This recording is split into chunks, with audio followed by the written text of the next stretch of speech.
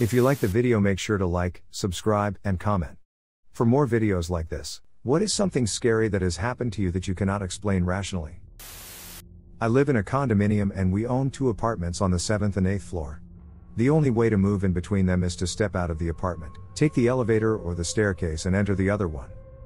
One night, we ran out of ice cream upstairs and my mom told me to go get some from the downstairs freezer, so I took the keys to the 7th floor's apartment, and since it was dinner time, no one was there. I walked into the pitch dark and realized that someone was sitting on the sofa, so I flipped the switch to see my dad just sitting there. It was kinda weird, but I just went to get the ice cream and asked if he had a key to lock up. No answer. I shrugged and thought, well, if he came in and locked the door behind him, he must have one. Went back upstairs and my dad was sitting there eating dinner. I freaked out and asked how the heck did he get up here so fast, and everyone told me that he's been here all this time. Told them it wasn't possible cause I just saw him downstairs, but no one believed me. Now I never go down there alone. I was home alone for a weekend a few years ago while I was still in high school. After school one day I was driving home, and when I passed in front of my house I thought I saw some old lady in white clothes in my sister's room looking through the window. I thought it was stupid, so I went in the room to check out what it actually was, but I couldn't find anything. I pretty much forgot about it until later that night I got a call from a very panicked and scared neighbor saying there was some old lady pacing back and forth in my sister's room. I still have no idea what it was, and I've never seen anything like it since. I used to work doing maintenance at historic properties. There was a historic house museum I worked at when it wasn't open to the public. It was part of a whole landmark site. There was a visitor center with offices, and then the house was about half a mile up a dirt road in a wooded area. Sometimes I worked with a crew, but there were a lot of times I was there alone. One winter day, when it was really cloudy and dark, I was working alone to get ready to replace some electric work on the exterior of the house. I went inside and turned off the circuit to the whole property, and I tested it. It was off. I locked the doors and went outside to work. After about an hour, I got down from my ladder and started walking around the house, and then one of the lights inside the house turned on. I started to freak out, but thought that maybe someone was playing a joke on me. I called the visitor center on my walkie-talkie, and confirmed that the only other person who was working that day was still there and hadn't left, and that all the keys to the house were present and accounted for. That's when I freaked out and ran the half-mile up to the office. I made my coworker come back with me to check out what was going on, but when we got to the house, the light was off again but the bulb was still warm. All the doors were still locked and the circuit was still off. Still gives me shivers to this day. My wife and I were backcountry camping in Redwoods National Park in California, and as we went to sleep in our tent a heavy fog rolled in. I was sleeping soundly, but around 3 a.m. I woke suddenly with a sense that something was outside our tent. I heard the sound of light, muffled footsteps and a quiet hissing or whispering sound. Almost like something was muttering to itself. Assuming it was a bear or raccoon, I gently unzipped the rain fly of my tent and looked out. As soon as I opened the tent, the muttering sound ceased. The fog was so thick, I could barely see more than 15 feet away. The moon and the night sky weren't visible at all. I turned on my headlamp to get a better look, and in the distance I see a faint light turn on as well. At first I thought it might be another hiker, although we're about 15 miles out into the backcountry, but it was a yellowish/orange flickering light only a couple feet off the ground. I see a silhouette of a humanoid shape that almost looks like it's beckoning to me. I grab my knife, get out of my sleeping bag and walk into the night. As I approached the light, I could see the humanoid shape more and more clearly, but I start to get really unnerved. It doesn't move, it doesn't make any noise. Who or what would be out here at 3 a.m., 15 miles into the woods? I turned once to look back at my tent, and when I turned back the light was gone. The next morning we searched the area where I saw the light but didn't find any tracks. The thing that scared me the most is that right near where the light was, there was a 50-foot cliff leading into a stream below. Hunter/mountaineer here. It was a chilly December morning. I hiked in, pre-dawn, taking about an hour and a half to go 3 miles off the beaten trails. Got to my nest about half an hour before sunrise and started to settle in. The wind kicked up and a fog rolled, and that was thicker than milk. Within a few minutes, my visibility was 5. I'm sitting tight, huddled up against the freezing wind when I start to hear twigs snapping close to me. For no apparent reason, what is normally a rapturous sound indicative of an eminently successful hunt sent a frosty chill down my spine. I chambered around in my lever action 30-30 as quietly as I could, and lay flat on my back tucked against a fallen tree. The rustling was moving closer through the fog, but I couldn't see anything. The sun was starting to peek over the mountains to my east and visibility was starting to increase. The rustling of twigs and leaves was sporadic, sometimes directly in front of me, sometimes behind or beside me. I remember laying there, rifle across my chest, thinking to myself how silly it was to react like such a coward. I rationed with myself that bears and mountain lions are a rarity where I was, and I had likely stumbled into a herd of whitetail that had bedded down. I decided to sit up. The rustling stopped immediately. As it was fully dawn by now, I was looking through the fog for the outline of my prey, which I had assured myself was literally all around me. It wasn't. Seemingly, nothing was. By now, the fog had faded away and it was apparent to me that I was alone in those woods. I hunted all that day without seeing so much as a squirrel. Around 3 in the afternoon, after fighting the wind and an abnormally cold day, and not wanting to hike out by flashlight, I decided it was time to start back to the truck. Walking out of those woods was the most uneasy I have ever felt. Lawfully, once you make it back to the trail, you're supposed to clear the chamber of your rifle. Not that day. What is normally a stroll through the woods, I undertook with the seriousness of an animal being stalked. I would walk, then stop and listen. I never heard or saw anything during my retreat, but I could feel eyes on me. I was about 100 feet away from my truck, when I rounded the last corner and saw, hanging at eye level from a tree by a noose, a stuffed bear in a blaze orange jacket. I'm a giant, broad-shouldered outdoorsman, but that one shook me something fierce. When I was 6 years old, I had a cat named Buster. Buster was actually my stepdad's cat, but because I never had a cat before, I claimed him as my own. Suffice it to say, Buster didn't like being hugged and coddled all the time by a little child, so he hated me. He avoided me at all costs. He was also an outdoor cat, so he would often spend most days outside and then come in for the night. One night, Buster didn't come back in the house. We usually fed him at night, so I was worried. Our area was also well known for an abundance of coyotes. My parents were being a bit hush-hush about Buster's disappearance, but I didn't get the hint. That night, when I was drifting off to sleep, Buster jumped onto my bed. He lay down by my head and let me pet him until I fell asleep. Honestly, I was shocked because he had never done this before. The next morning, I triumphantly walked downstairs and related to my parents that Buster now loved me because he slept in my bed during the night.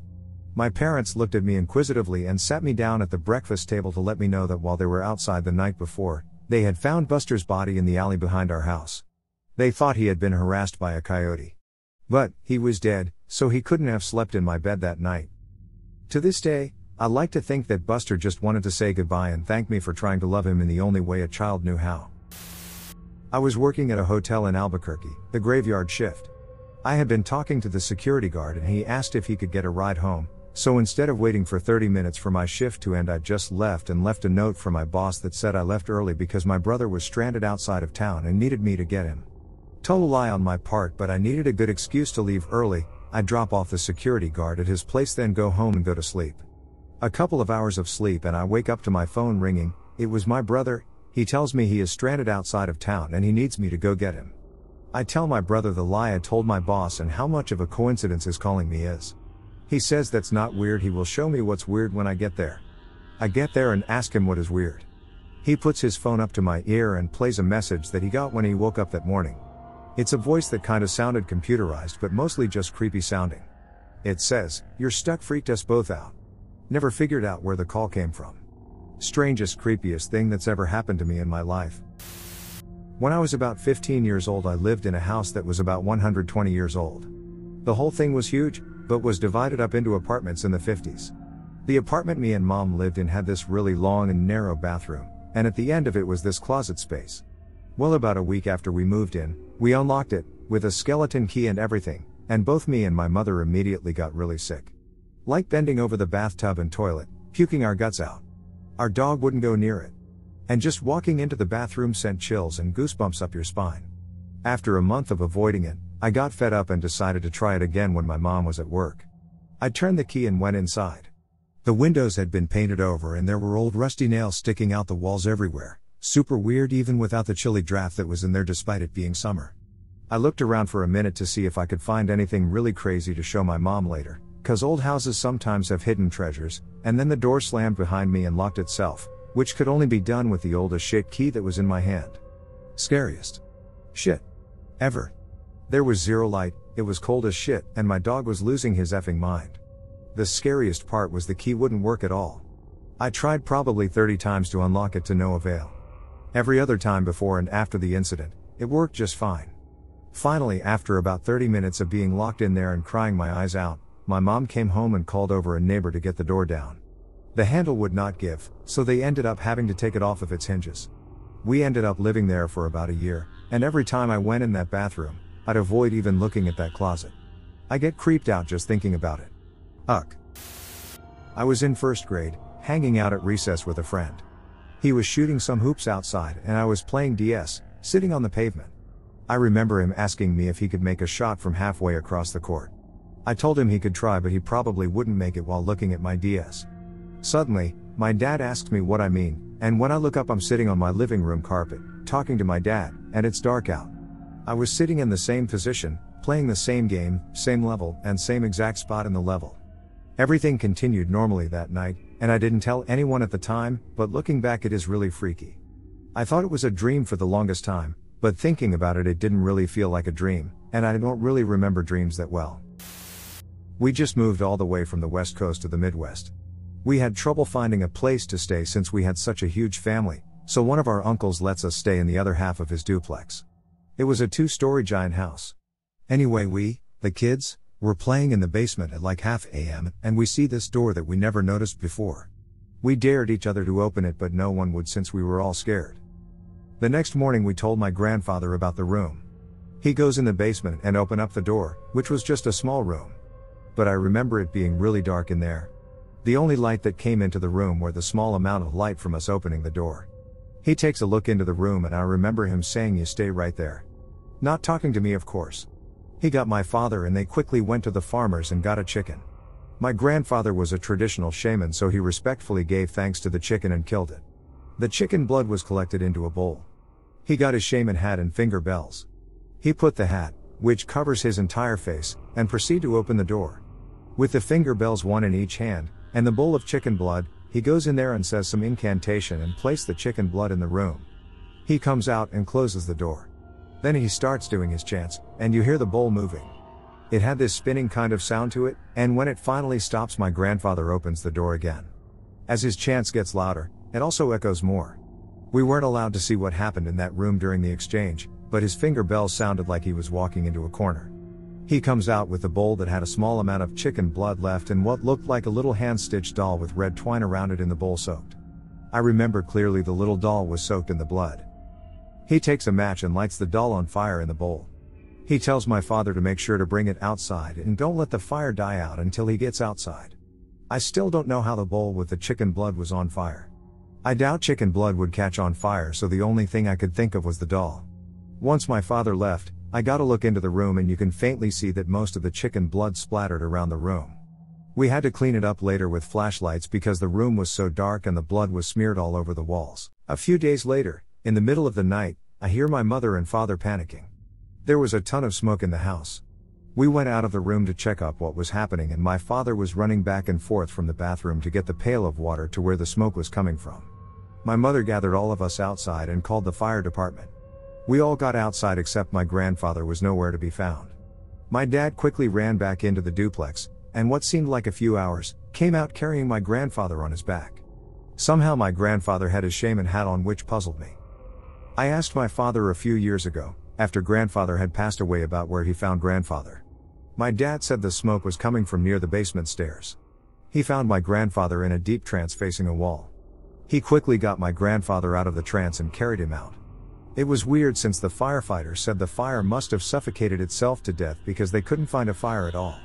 However, the walls in the kitchen and in the basement were all smoked afterwards. I do a lot of cross-country road trips in my car.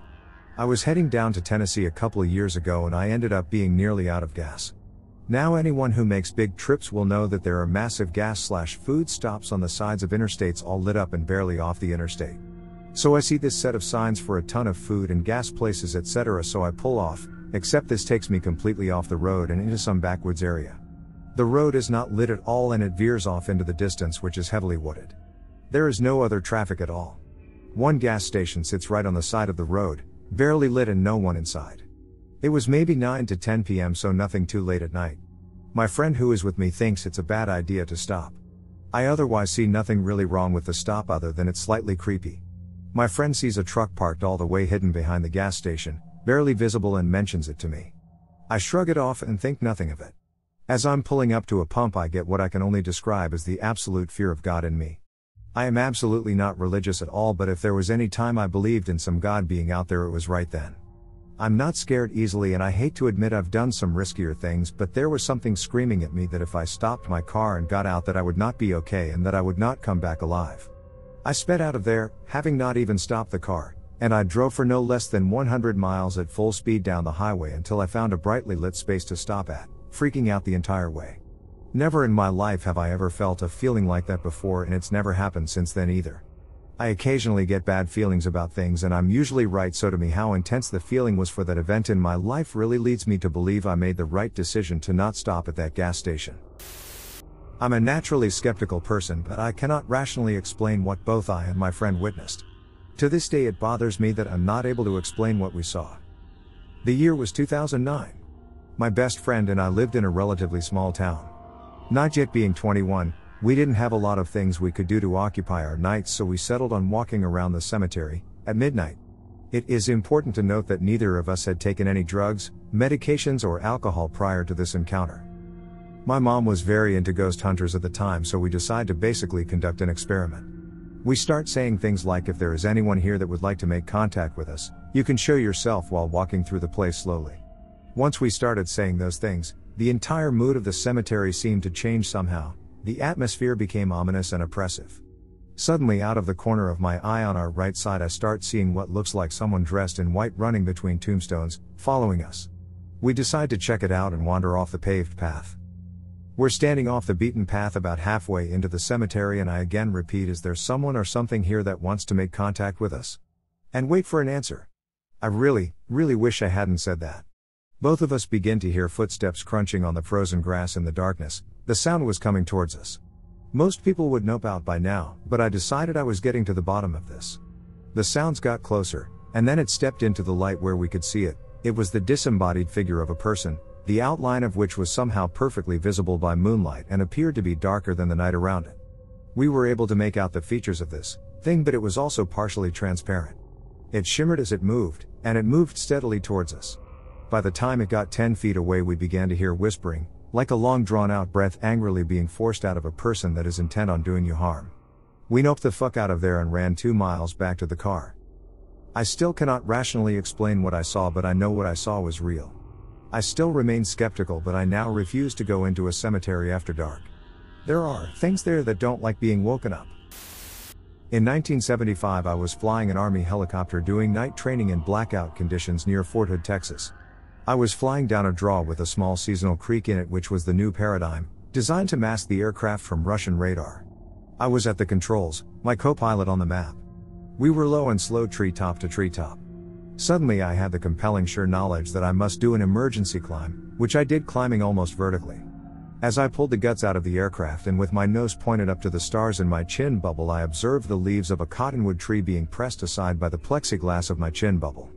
After a couple of seconds, and now a few hundred feet above the canopy, my co-pilot and I stared at each other with wide eyes and the knowledge we barely avoided death. "How did you see that fucking tree?" he asked me. I never did tell him that I didn't, because I have never known how to explain it. I went on to fly helicopters for 37 years, accident-free, and I still can't explain what happened that night. 7 years ago I lived in a 2-story farmhouse. It was built in 1908 and was both large and old. I was packing clothes and putting them in a small unused bedroom. I was wearing my MP3 player and, the last time I checked, it showed 3/4 battery life. I was on my 4th, or so, trip and was hauling a load of shirts on hangers. It occurred to me the closet was empty too. Perfect, I'll just hang them back up in there. This closet was almost a second room.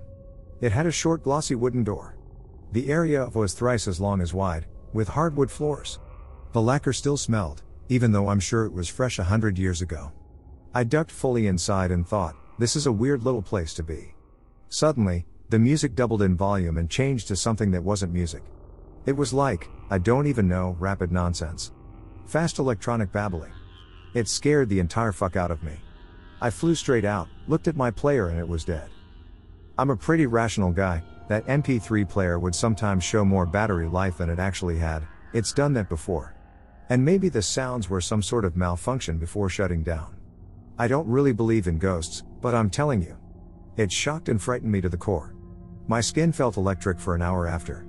I never felt comfortable in that room again. The house I grew up in was about 100 years old by the time my parents bought it. I lived there until I was 16. For as long as I can remember, I saw what I described as a girl that was pink and see-through. I always called her Pam. It's been 10 years since I lived in that house and I still remember her vividly. My dad got a bit weirded out when I would talk about Pam, and finally when I was 13, my mom put me in therapy because Pam was still something I brought up regularly. In order to stop my parents from thinking I was crazy, I just stopped talking about Pam completely and went on with life. That was until my parents decided to put the house up for sale when I was 16. Just 2 weeks before moving into our new house, I was sleeping, but was woken up by Pam standing in my doorway and pointing into the bathroom that was directly across the hall. All Pam said was, "Look, my mom." And when I looked to see who she was pointing at, I saw a woman hanging by a cord from the light fixture in the bathroom. I remember the woman looked as though she had been hanging there for a while, when all of a sudden the woman's boot fell off and I abruptly woke up. I ran into my parents' room to tell them what happened, and my mom looked at me disappointed because I was talking about Pam again after having kept quiet about her for years. I concluded that it was just a bad dream and went back to bed with no other incidences. Until a few days later. I was once again asleep, and dreaming that I was woken up by crying coming from the bathroom across the hall. I got out of bed and walked over to see what was going on. At that point, I saw the same woman that was hanging from the bathroom light fixture, sobbing and holding a very real little girl under the water in the bathtub. It was then that I realized that the little girl was the little pink see-through girl I had seen my entire life. It was Pam. And she was not moving. I immediately woke up and I was crying uncontrollably. I was 16 years old, and I ran into my parents' room like a 5-year-old, and jumped into bed with my mom. My dad was working at the time. I told my mom what had happened and my mom could see how upset I was and was trying to calm me down. At that same moment, the pink and transparent version of Pam walked through the door. I looked at my mom and just whispered, "Oh my God, Mom. She's in here," and I pulled the covers up to my neck and just looked at my mom terrified. My mom was speechless. At that point, Pam slowly walked up the side of the bed and began shoving me into my mom. I had never been touched by Pam before. I was screaming and crying and kept yelling, "Stop touching me." And all that my mom could reply was, "I'm not touching you," as she was being pushed out of the other side of the bed. After what seemed like forever, Pam stopped and slowly walked out of the room. I cried myself to sleep, and my mom stayed awake to see what else would happen. I never spent another night in that house. But 2 weeks after we moved out completely, the house caught fire. The entire backside as well as the entire garage burned. The official cause was spontaneous combustion. The house that my family lived in for 25 years has since been bought and sold 8 times within 10 years. No one wants to stay in that house, and I really think that Pam is the reason why. A week ago tomorrow, October 20th, I came home from class at around 11:30 and no one else was home. I hung out at home for a bit and at 2:30 I was overcome with sleepiness. Being the bum that I am, I laid down in my bed and set a timer on my phone for a 20-minute nap. I fell asleep quickly and after around 5 minutes I was woken up by my bedroom door opening and had a split second of panic before my dog jumping up onto my bed and laying down next to me. I fell back asleep. After another 5 minutes of sleep, I instantly jolted awake because I was certain there was someone standing next to my bed, behind me. I assumed it was my mother, who would likely be pissed that I was sleeping in the middle of the day. I woke and turned around in one movement and there was no one there. Weird. I checked my phone and had another 8 minutes of sleep left. I went back to sleep only to be woken by my phone ringing. It was my mother. She said that my great aunt, who had been in the hospital after a stroke-like event for a week, had died around 1 o'clock. My mom then said she knew my aunt was going to die today because she had seen a wraith, a sort of ghost, usually warning of someone dying, that morning. My mom is Scottish and very superstitious, but I don't believe in any of that. She said that when she woke up that morning to take my brother to school, she went in my room to see if I was still asleep. She saw a wraith standing next to my bed. My brain shit itself. This happened 3 times with 3 different people. I grew up in a 2-story house in the Philippines. Upstairs, there was a huge playroom and 4 bedrooms. When I was around 11 years old, me and my babysitter were hanging out in the playroom. She went to the bathroom, and I got bored so I went downstairs to check out the fridge. I heard her come out of the bathroom, and she started screaming my name. After the third time, she stopped. I thought she figured out that I was downstairs. After a few minutes, I saw her coming down the stairs. As she looked at me, she froze and just stared at me. I asked her what's wrong, and she said she just saw me in the playroom before she went downstairs. She was really freaked out about it, and I don't know, I used to not believe in these things, so I just laughed at her. The second time it happened, I was probably 16. I was hanging out at my brother's room cause it's the room with the fastest internet. And then I heard my 6-year-old brother, I have 2 brothers, calling me and looking around for me. I didn't answer back and just waited for him to find me. I saw him go in my room, and then he got quiet. I thought he was looking for something and just found it. As he was walking out of my room, he saw me in my brother's room, and he just froze and stared like my babysitter. I asked him what's wrong and he said, "Why are there 2 of you?" And that's when I freaked out and ran to my mom's room. She laughed at us, but I remember sleeping in her room that night. The last time it happened was when I was 20. My parents went on vacation with my youngest brother, so me and my other siblings had to stay at my grandparents' night. The first night they were away, me and my sister decided to go home and get more clothes. We were both in my room, cause she likes to borrow some of my clothes, and I told her that I'm going to take a shower.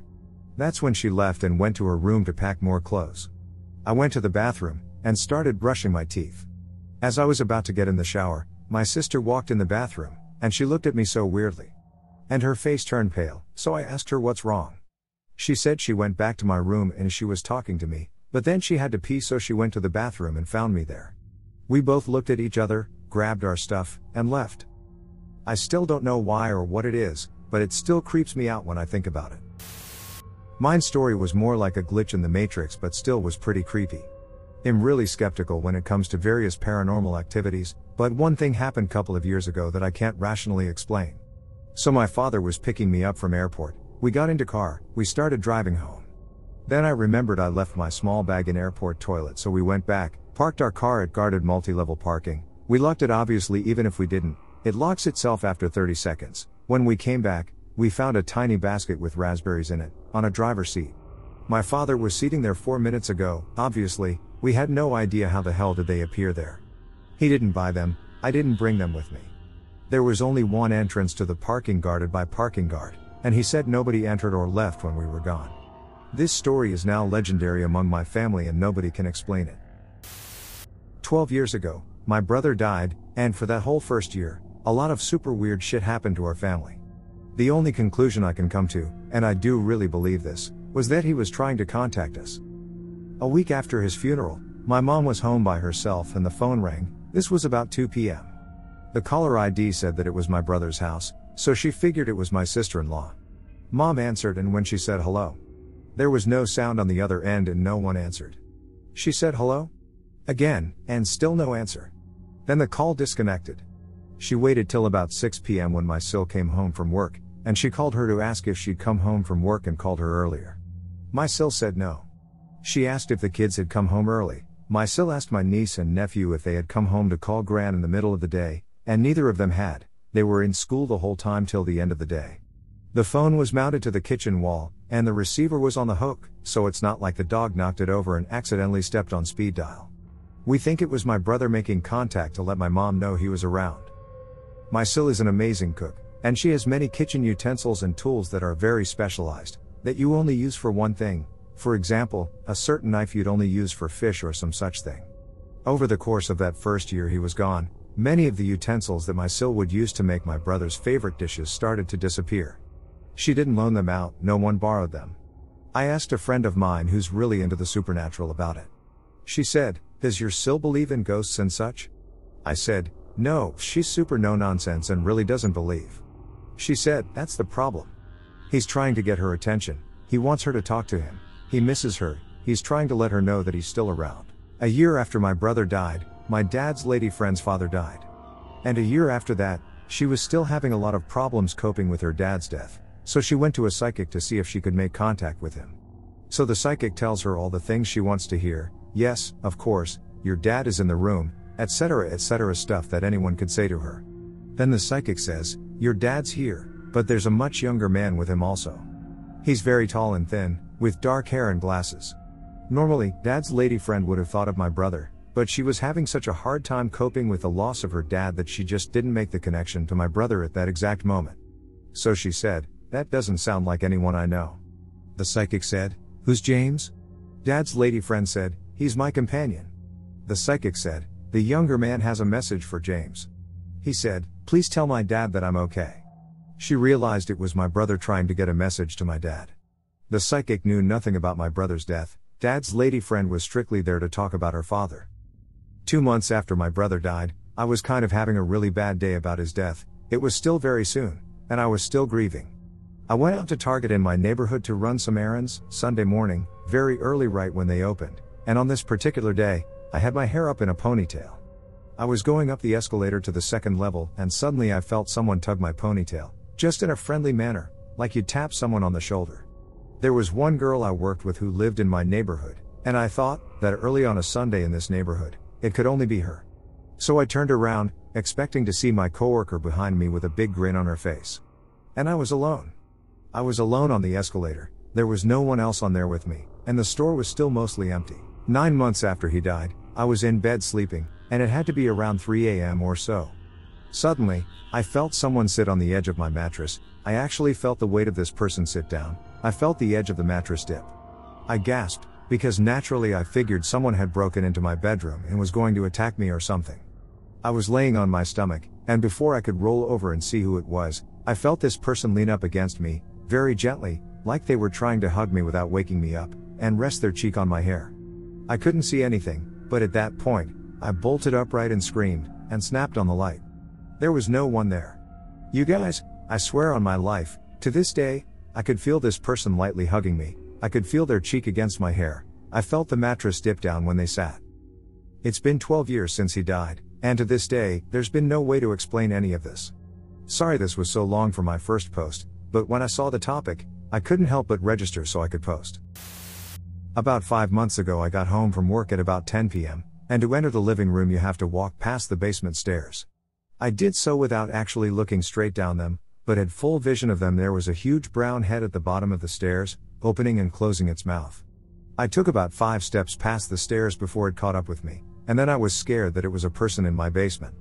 I called a friend of mine to come over, she did, and we didn't find anything down there.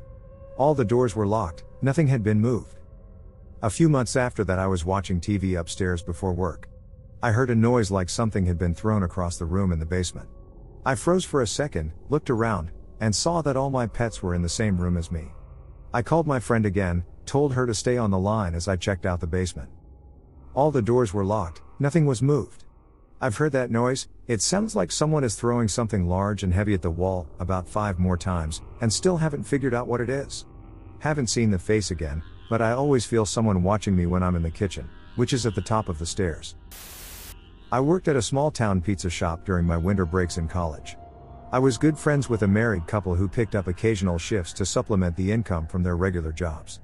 One time we were swapping spooky stories and they told me about one that had happened just a week earlier. The wife had been spending the evening visiting her sister way out in the country when a heavy snowstorm rolled in. The roads were slippery and visibility was terrible as she was driving home. At one point it was so bad she didn't even see the railroad crossing until the lights started flashing and the gate almost crashed onto her hood. Luckily she managed to skid to a stop barely in front of the tracks right before the train came roaring by. When she got home she was still shaken up and told her husband about the close call with the train and how the gate had almost crashed on the hood of her car. The next morning her husband told her he wanted to show her something and they went driving out back towards her sister's house until they got to the railroad crossing. All that was there was an old-fashioned crossing sign. There were no lights and no gates. I was a cop for a few years in the Miami metro area in my early 20s. About a month after completing my field training program I got dispatched to an industrial silent alarm call in a pretty rough neighborhood. Alarm calls were pretty routine, but always kept us on our toes, as the suspect could range from faulty wiring to a 6'5" naked dude on PCP trying to pry to some copper. I'm on scene within a couple minutes of getting the call. Lo and behold my old field training officer, a sergeant, and her new trainee pull up. By this time the alarm company had notified the owner, who provided dispatch with a code to enter a side door with an electric keypad. My sergeant had the rookie watch the front of the warehouse while me and her made entry through that side door. We have our guns and lights out, and start sweeping up and down the aisles, which were about 25 feet high and filled with old electronics and furniture mostly. We can't find any light switches, so we continue sweeping with our lights. Just as we had almost finished clearing the warehouse, we heard very fast footsteps from the opposite side.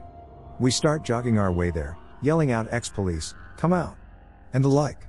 We come to where we thought we heard the footsteps when my sergeant suddenly spun around. She later said she saw a flash in her peripheral vision and ducked around to the other side of the warehouse shelf. No one's there. We start creeping back out towards where we came from to wait for K9 when we hear a fucking high-pitched giggle from right behind us.